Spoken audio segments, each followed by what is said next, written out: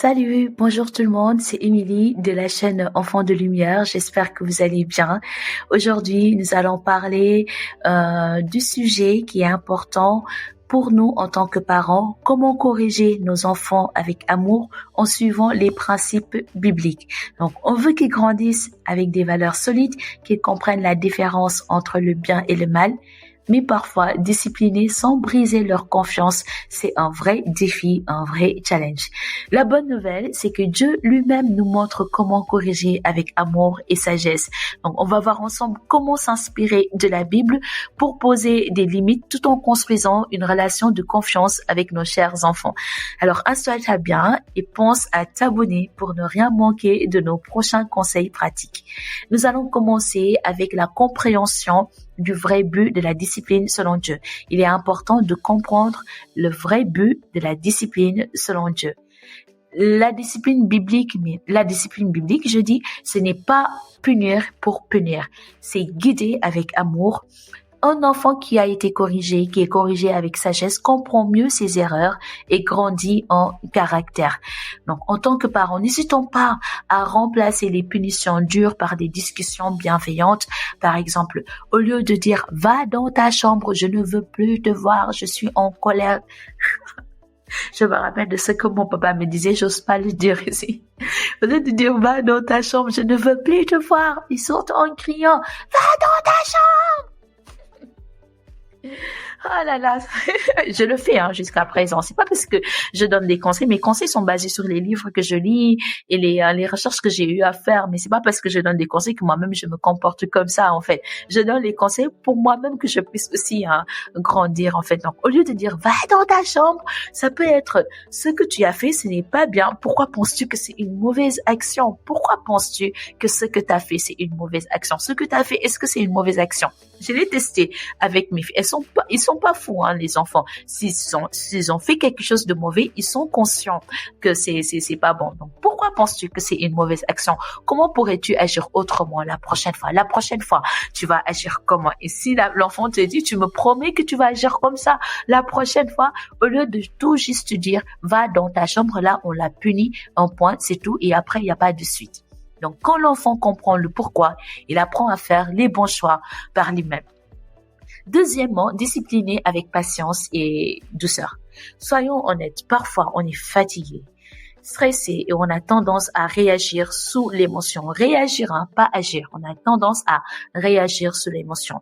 Mais Dieu nous invite à la patience et à la maîtrise de soi dans notre rôle en tant que parents. Dans Ephésiens 6:4, il est mentionné « Et vous, pères, n'héritez pas vos enfants, mais élevez-les en les corrigeant et en les instruisant selon le Seigneur. » D'habitude, en tant que parents, nous savons que la plupart des parents connaissent « Enfants, honorez vos parents ».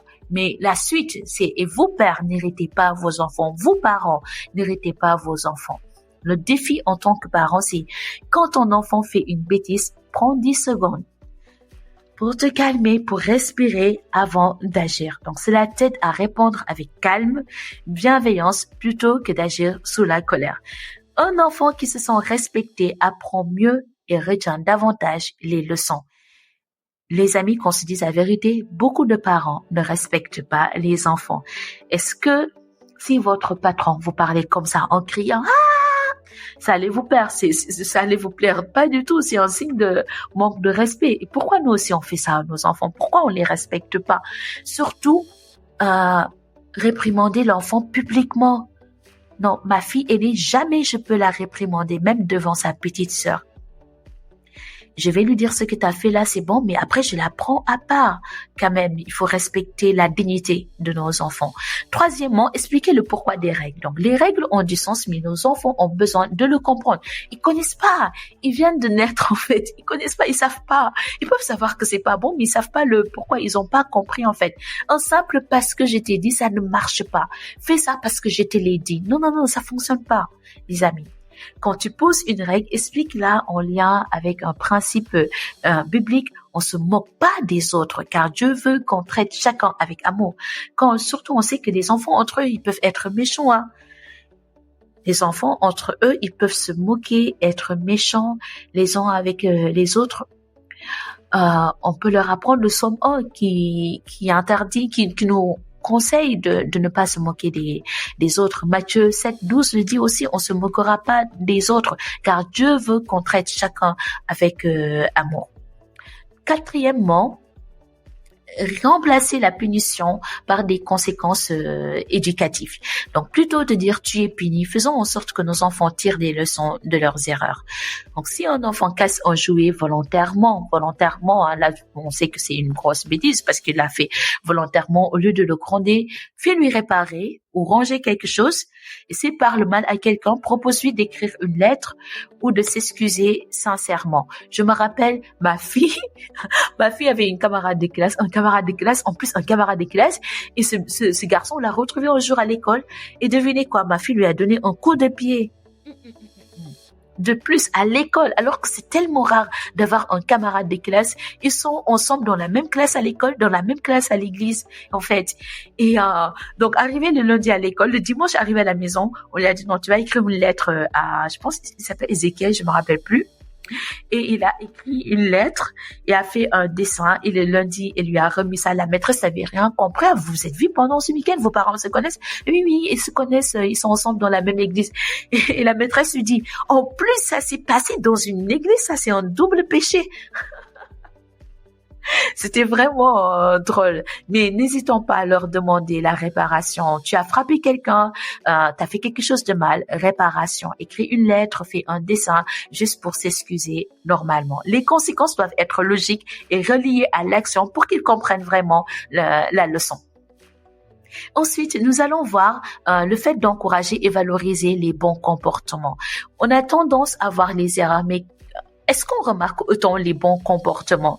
Donc, chaque jour, il est important, lorsqu'on voit un comportement qui est bon, aussi minime qu'il soit, à encourager notre enfant. J'ai vu que tu as partagé avec ta sœur, c'est super. Tu es la meilleure des grandes sœurs, tu es la meilleure des petites sœurs. J'aurais tellement aimé t'avoir comme grande sœur. J'aurais tellement aimé t'avoir comme petite sœur. Parce qu'un enfant qui se sent valorisé a envie de continuer et à bien agir.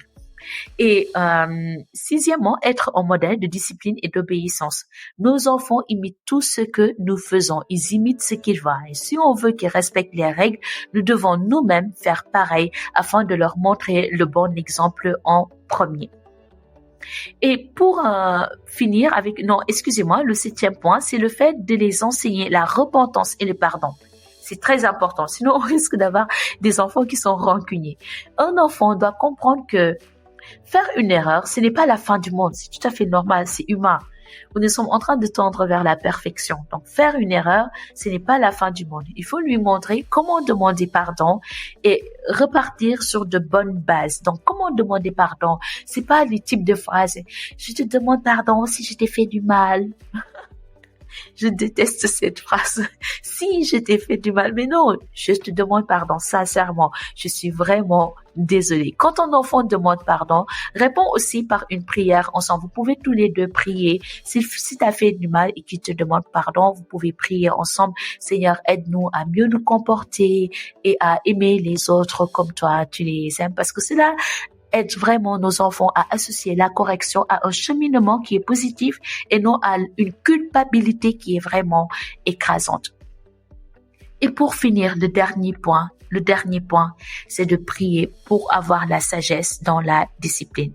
La parentalité, c'est un défi au quotidien. On ne cesse jamais d'apprendre parce que la maman que je suis pour une fille qui a 5 ans, c'est pas pareil pour la maman d'un enfant qui a 6 ans ou 7 ans. Vous voyez, de ce fait, on est tout le temps en train d'apprendre. On a besoin de la sagesse de Dieu. Donc, nous avons besoin de prier chaque matin, chaque jour pour avoir la patience et la sagesse qui est nécessaire. La prière va vraiment nous aider à garder le bon équilibre entre la discipline et la bienveillance. C'est pas du tout évident, mais avec la prière, c'est possible. Donc, corriger avec amour, c'est enseigner à nos enfants la sagesse et l'obéissance, tout en leur montrant qu'ils sont profondément aimés par nous et aussi par Dieu. Dis-moi en commentaire quelle est ta plus grande difficulté dans la discipline avec amour. Merci d'avoir regardé cette vidéo et à très bientôt pour une autre vidéo sur la chaîne Enfants de Lumière. Bye.